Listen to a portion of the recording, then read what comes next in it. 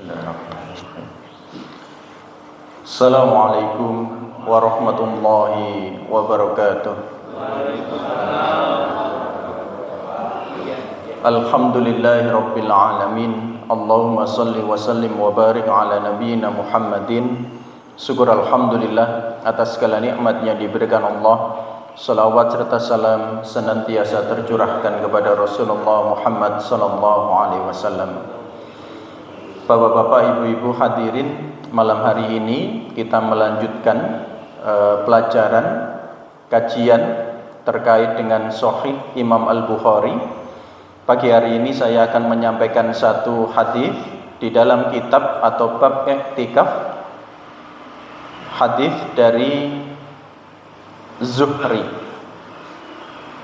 An-Zuhri qal akhbarani Ali bin Husaini radhiyallahu anhuma anna Safiyata zawja Nabi sallallahu alaihi wasallam akhbarathu annaha ja'at ila Rasulillah sallallahu alaihi wasallam tazuruhu fi i'tikafi fil masjidi fil ashril awakhiri min Ramadan. Fatahaddathat indahu sa'atan thumma qamat tanqalibu faqama an-nabiyyu sallallahu alaihi wasallam ma'aha yaqlibuha hatta idza balaghat babal masjid 'inda babi ummi salamata marra rajulani min ansar fasallama ala rasulillah sallallahu alaihi wasallam faqala lahum an-nabiyyu sallallahu alaihi wasallam ala rislikuma innama hiya Safiyatu bintu Huyai faqala subhanallah ya Rasulullah wa kabura alaihima faqala nabiyyu sallallahu alaihi wasallam inna syaitana yablughu minal insani mablaghad dam wa inni khashitu an yaqdifa fi qulubikuma syai'an. Dari Zuhri, beliau berkata, telah mengabarkan kepada saya Ali bin Husain radhiyallahu anhuma bahwa Sofia istri Nabi sallallahu alaihi wasallam mengabarkan kepadanya bahwa dia datang mengunjungi Rasulullah sallallahu alaihi wasallam dalam masa iktikaf. Beliau i'tikafi fil masjidi fil asril awakhiri min Ramadan. Jadi Rasulullah sallallahu alaihi wasallam melaksanakan i'tikaf pada 10 hari terakhir di bulan Ramadan. Dia berbicara sejenak, artinya Sofia istri Rasulullah berbicara sejenak dengan Rasulullah. Lalu Sofia berdiri untuk pulang. Maka Nabi sallallahu alaihi wasallam pun berdiri untuk mengantarkannya. Hingga ketika sampai di pintu masjid yang berhadapan dengan pintu rumah Ummu Salamah, ada 2 orang dari kaum Ansor yang lewat. Lalu keduanya memberi salam kepada Rasulullah sallallahu alaihi wasallam. Maka Nabi sallallahu alaihi wasallam berkata kepadanya, "Kalian tenang saja. Sungguh wanita ini adalah Sofia binti Huyai." Maka keduanya berkata, "Maha suci Allah, ya Rasulullah, kejadian ini menjadikan berat bagi keduanya atau menjadikan keduanya terkejut. Wa kabura alaihima, menjadikan berat atau menjadikan terkejut kepada kedua sahabat Ansor ini." Lalu Nabi sallallahu alaihi wasallam berkata, "Sungguh setan mendatangi manusia lewat aliran darah dan aku khawatir setan telah memasukkan sesuatu pada hati kalian berdua." Bapak Ibu, ada penjelasan dari Fathul Bari Imam Ibnu Hajar Al-Asqalani. Beliau menyampaikan ada 9 poin terkait hadis ini. Yang pertama, orang yang iktikaf boleh menyibukkan diri dengan hal-hal yang mubah seperti mengantar orang yang mengunjunginya, berbicara, atau yang lainnya. Yang kedua, orang yang iktikaf boleh berduaan dengan istrinya. Tadi disampaikan bahwa istri beliau hadir sejenak untuk kemudian menyampaikan hajatnya, menyampaikan kebutuhannya. Setelah itu istri beliau kembali. Yang ketiga, wanita boleh mengunjungi orang yang iktikaf. Hal ini juga memberikan pelajaran bahwa wanita tidak terlarang untuk keluar malam hari selama tidak muncul fitnah. Untuk kemana? Ke masjid, untuk iktikaf maksudnya. Artinya hal tersebut dibolehkan. Kemudian yang keempat, sikap lemah lembut Nabi terhadap umatnya yang selalu membimbing mereka terhadap hal-hal yang dapat menolak dosa. Yang kelima, membentengi diri dari prasangka buruk serta memelihara diri dari tipu muslihat setan. Sebagaimana kita ketahui di dalam hadis tersebut, ada dua sahabat Ansor melihat Rasulullah bersama dengan seorang wanita. Mereka terkejut, sehingga keterkejutan mereka itu oleh Rasulullah dijelaskan, kalian jangan kaget, ini adalah Sofia binti Huyai, artinya ini adalah istri saya. Karena khawatirnya muncul prasangka. Jangan bayangkan zaman dulu, zaman ada Rasulullah Shallallahu Alaihi Wasallam. Rasulullah masih memberikan penjelasan, kalian jangan terkejut. Atau mungkin kalau bahasa kita, bahasa Mojokertoan, ojo mikir aneh-aneh loh bojoku ini. Mungkin bahasa kita begitu, maksudnya begitu, supaya tidak muncul prasangka begitu. Karena kadangkala di sini disampaikan, setan itu datang menggoda, sekali lagi, memberikan pikiran-pikiran, asumsi-asumsi yang belum tentu benar. Dengan sudut pandang kita yang cenderung, kadangkala sudut pandang kita itu lebih banyak curiganya di awal. Perasaan biyen dudu iku lho. Kok ambek iku lho? Kadang-kadang enten mawon ya. Wong menungso niku enten mawon acara ya. Padahal ya istrinya, cuma bajunya beda sehingga nampak beda, sudah mulai kasak kusuk. Kemudian dijelaskan, ini istri saya, klambine tok ae beda, wonge padha. Maksudnya dijelaskan Rasulullah untuk menghindari prasangka buruk atas dirinya. Dari sini menjadi jelas kesalahan mereka yang menampakkan perbuatan buruk lalu berdalih hanya sekedar eksperimen. Ini seringkali juga kita dengar, kenapa kamu akhirnya terjerat dengan narkoba? Awalnya sih coba-coba, ya kalimatnya kan begitu. Awalnya eksperimen, kemudian tidak bisa lepas. Oleh karena itu, Bapak Ibu diingatkan kaitannya dengan maksiat, dengan keburukan, jangan coba-coba. Kata sponsor untuk anak kok coba-coba, ini boten kula sebut direkam, sangkano endorse. Yang keenam, menisbatkan rumah para istri Nabi kepada mereka sendiri. Tadi disampaikan di depan pintu dari Ummu Salamah. Jadi istri Rasulullah itu memiliki hunian, yang hunian itu diberi nama dengan nama istri Rasulullah. Kemudian tadi yang ketujuh, wanita boleh keluar di malam hari menuju ke masjid, namun dengan catatan terhindar dari fitnah.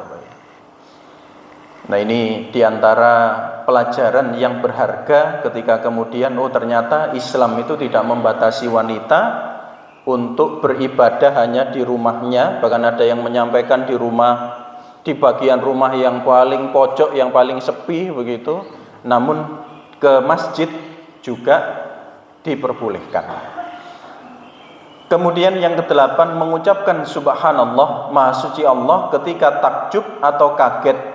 Kalimat ini digunakan dalam hadis untuk mengagungkan persoalan serta perkara yang kita masih risih bila diucapkan secara transparan seperti pada hadis Ummu Sulaim.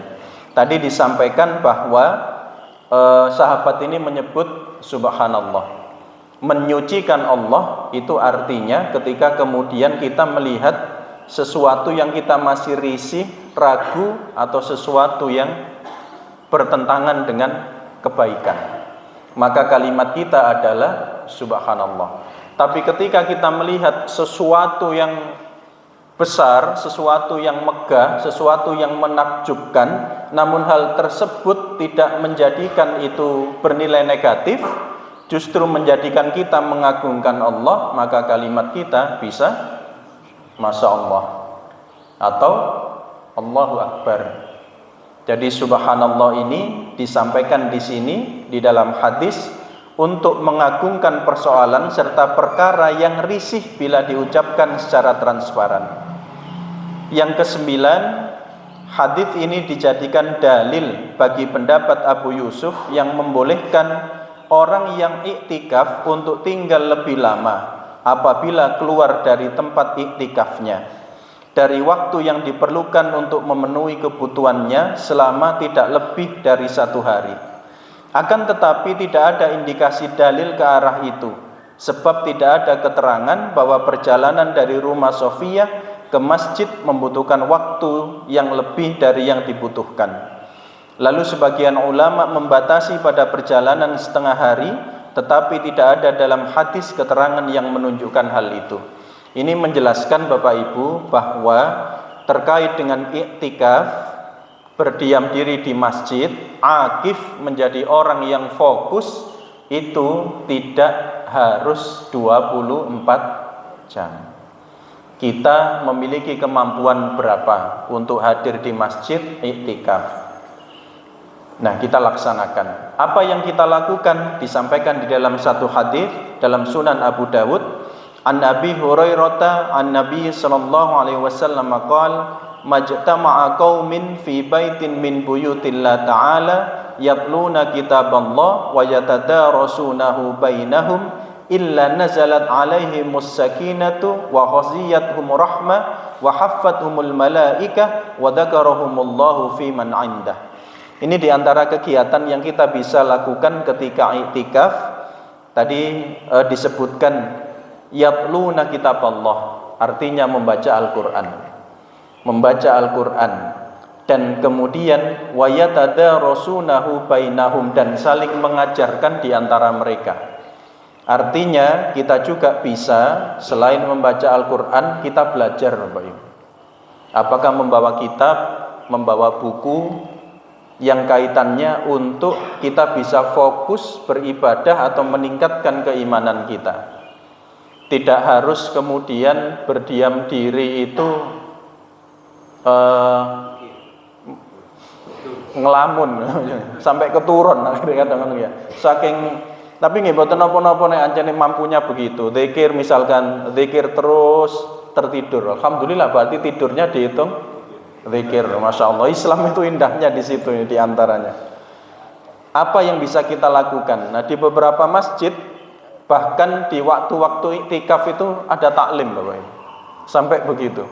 Untuk apa? Tadarus ini tadi. Kalau tadarus itu kan cenderung dalam terjemah kita membaca Al-Qur'an ya. Gak darus itu membaca Quran. Tapi di hadis ini disampaikan wa yatadarasunahu bainahum, itu bermakna saling mempelajarinya di antara mereka. Artinya ada komunikasi.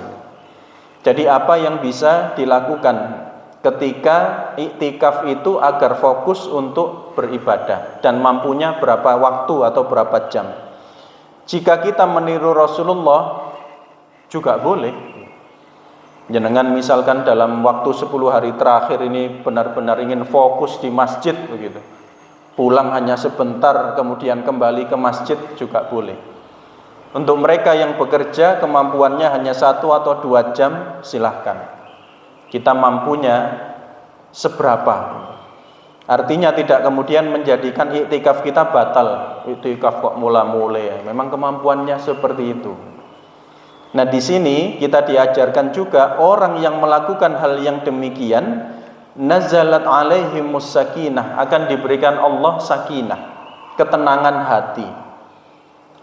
Ulama diantaranya menyampaikan ketenangan hati ini wujudnya, diantaranya wujudnya adalah diberikan Allah solusi dari persoalan-persoalan hidupnya yang mungkin telah lama dia alami, tidak tuntas.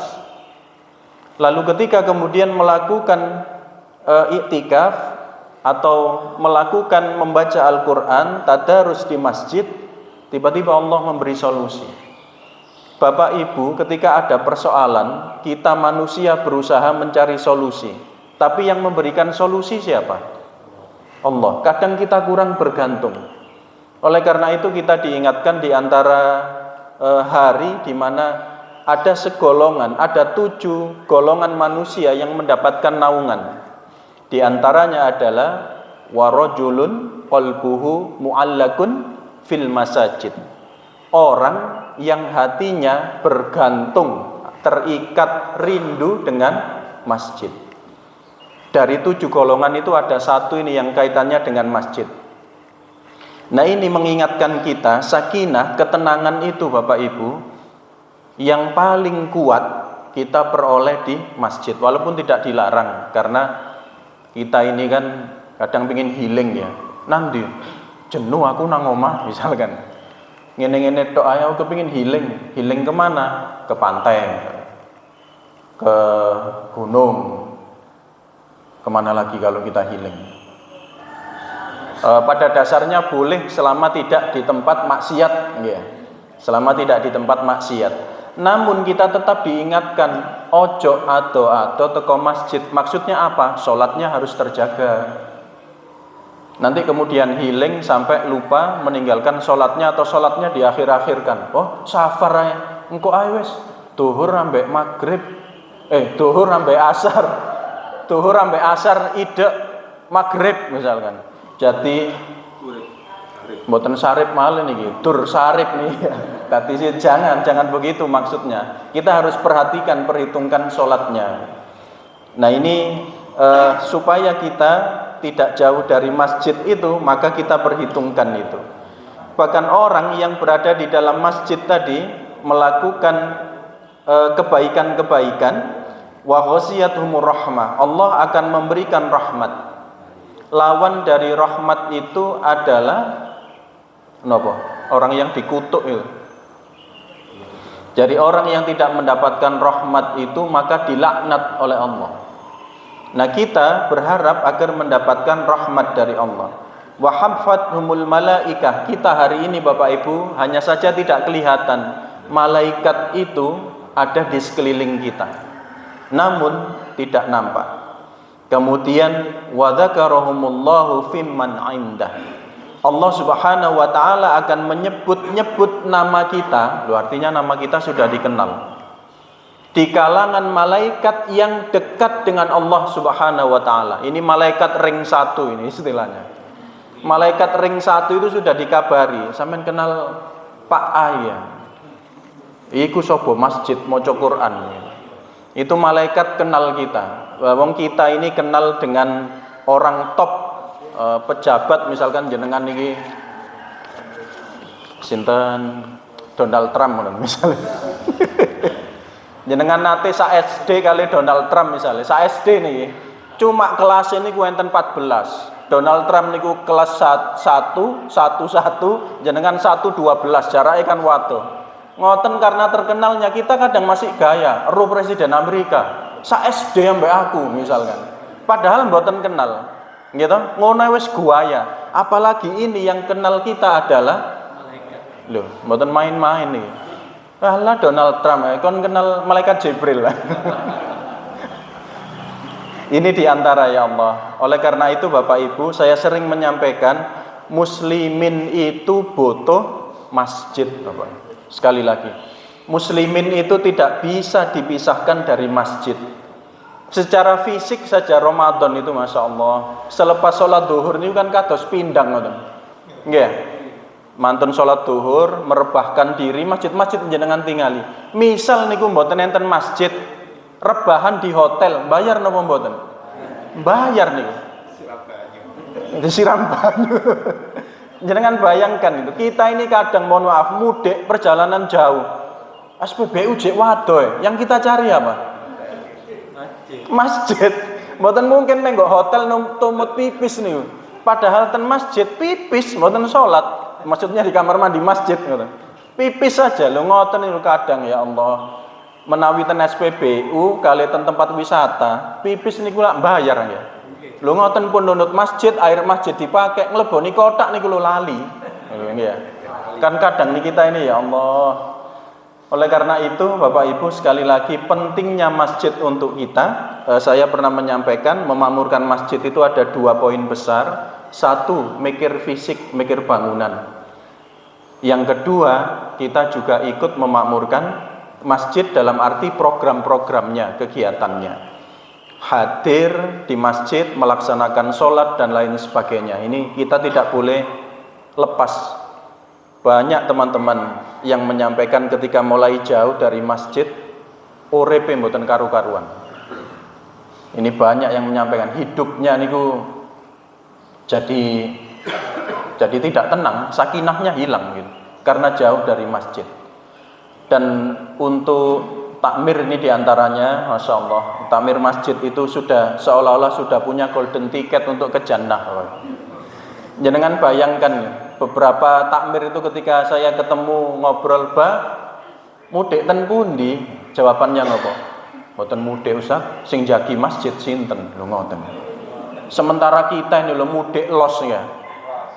Enten malih mboten Ustaz, langkin sing adan sinten. Sampai ngoten, Masya Allah. Terus jenengan niku kedah harus baik-baik ke takmir masjid. Siapa tahu nanti kita diajak ya. Loh, iki kok gak ono strukture takmir kok gurung mlebu swarga dipanggil gitu. Oh, anggota bagian apa iki? Bagian ngecek listrik. Masuk kita sudah golden ticket. Ini diantaranya Bapak Ibu sekali lagi mari kita lekatkan diri kita, rindu kita dengan masjid. Insyaallah ini yang saya sampaikan. Mohon maaf atas segala kekhilafan. Masih ada 1 Rabu lagi ya. Oke. Berarti kalau dereng cuti. Baik, kita tutup dengan doa kafaratul majelis. Subhanallah. Ihdinas siratal mustaqim. Wassalamualaikum warahmatullahi wabarakatuh.